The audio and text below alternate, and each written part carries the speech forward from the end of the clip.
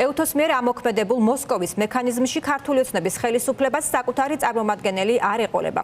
ფორმულას ინფორმაციით პარტიამ უარი თავად განაცხადა, თუმცა ამის გამო პროცესი არ გაჩერდება. უფრო მეტიც EUTO-ს ინფორმაციით ექსპერტთა მისია მუშაობას უკვე შეუდგა. ეს მექანიზმი ითვალისწინებს 3 ექსპერტისგან შემდგარი ჯგუფის ფორმირებას, საიდანაც ერთი უნდა დაასახელოს იმ ქვეყანამ, რომლის წინააღმდეგაც მექანიზმია ამოქმედებული და ის EUTO-ს სპეციალური წინასწარ დამტკიცებული ექსპერტთა სიიდან უნდა შეარჩიოს. რატომ ვერ ან არ გააკეთა ეს ოცნების მთავრობამ ოფიციალური განმარტებები ჯერჯერობით არ ვრცელდება, მანამდე ექსპერტთა ჯგუფს საქართველოში ადამიანის უფლებების გაუარესებისა და მშვიდობიან მოქალაქეებზე ძალადობის ფაქტების შესწავლის პროცესი დაწყებული აქვს.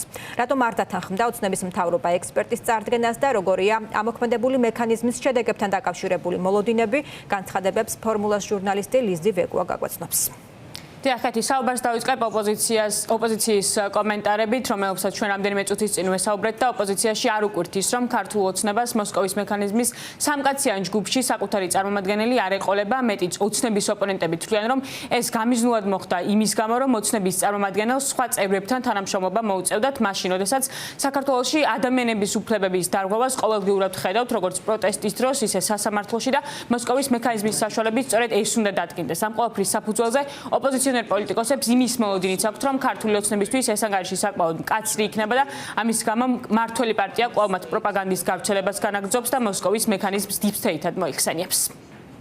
Salodneli იყო რომ ამაზე უარს იყო და ოცნება, იმიტომ რომ თუ ექსპერტი მონაწილეობს, ის უმონაწილეო სამუშაო პროცესში და მას მოუწევდა, ვინც არ უნდა ყოფილიყო მათი ექსპერტი, მოუწევდა დანარჩენ ექსპერტებთან ერთად აზრების და არგუმენტების საფუძველზე რაღაცების ან მიღება, ან უარყოფა, როგორც ჩანს, მათ არ აქვს არც არგუმენტები და შესაბამისად ემზადებიან, რომ ეს მოსკოვის მექანიზმის და საბოლოო ჯამში ამ მოკვლევის თუ გამოძიების დასკვნას დაუპირისპირდნენ და ამიტომაც თავიდანვე გადაწყვეტეს, რომ მასში არ მიიღონ მონაწილეობა და ჩვენ დავინახოთ მალე რომ ისინი დაისკამენ, რომ ეს არის რაღაცა თავსმოხვეულ დიპ-სტეიტის მიერ ორგანიზაციულად ჩამოყალიბებული ძალიან სუბიექტური დასკვნები და ამას გაემიჯნებიან და ამაზე აეწყობა შიდა აუდიტორიისთვის ერთად ამზადებენ ფონს.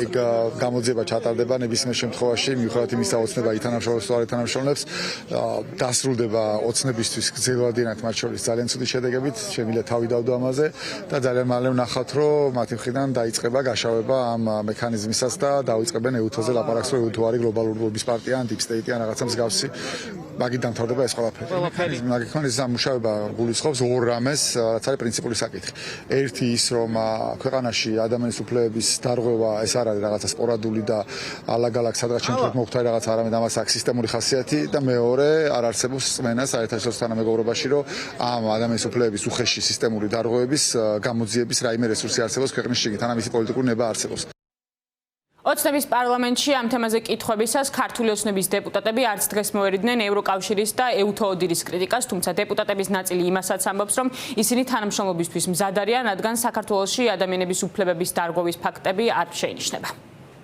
სამწუხაროდ ბოლო წლებში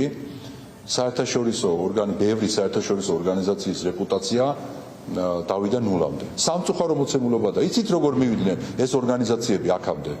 აი ესე მივიდნენ ვენეციის კომისიის მსგავსად, რომ საქართველოსთან მათ შორის მიმართებით უსამართლო განცხადებებს აკეთებდნენ და არა მარტო განცხადებებს, არამედ უსამართლო გადაწყვეტილებებს იღებდნენ.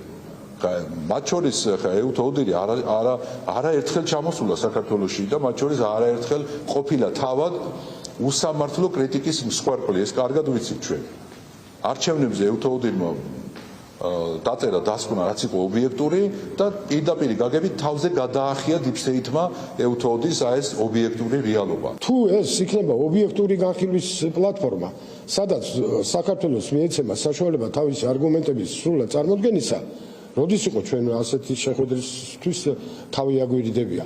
მაგრამ თუ ეს მორიგი რაღაცა პერფორმანსი იქნება, სადაც უბრალოდ მხოლოდ თვითონ ილაპარაკებენ და სხვის აზრებს არ გაითვალისწინებენ, დამთავრდება ისე, როგორც მთავრდება ყველა ასეთი ტიპის პერფორმანსები. კრება დარჩება მხიარული. არანაირი საკითხის განხილვა თუ არ უნდათ, მაშინ ჩვენც არ გვინდა ასეთ არასერიოზულ ფორმატში სერიოზული მონაწილეობა. როგორც უკვე გითხარით, ფორმულას ინფორმაციით, ქართულმა ოცნებამ უარი თქვა მექანიზმის ფარგლებში საკუთარი ექსპერტის წარდგენაზე, თუმცა ასევე თქვენთვის არის ცნობილი ისიც, რომ ამ ყველაფრის მიუხედავად მაინც გაგრძელდება მოსკოვის მექანიზმის მუშაობა და გეტყვით იმასაც, რომ მოსკოვის მექანიზმი უკვე აქტიურ რეჟიმში დაიწყებს მუშაობას, რის საფუძველზეც უნდა გამოვლინდეს ადამიანის უფლებების დარღვევის შესახებ საქართველოში, როგორც მოისმინეთ ოპოზიციური პოლიტიკოსებისგან, ისინი თვლიან, რომ ეს ანგარიში საკმაოდ ვრცელი და მკაცრი იქნება, რადგან ქართული ოცნება ყოველდღიურად არღვევს ადამიანის უფლებებს, როგორც პროტესტის დროს, ასევე სასამართლოში და ისინი ფაქტობრივად მოქალაქეებს, დემონსტრანტებს უკრძალავენ საკუთარი აზრის გამოხატვას.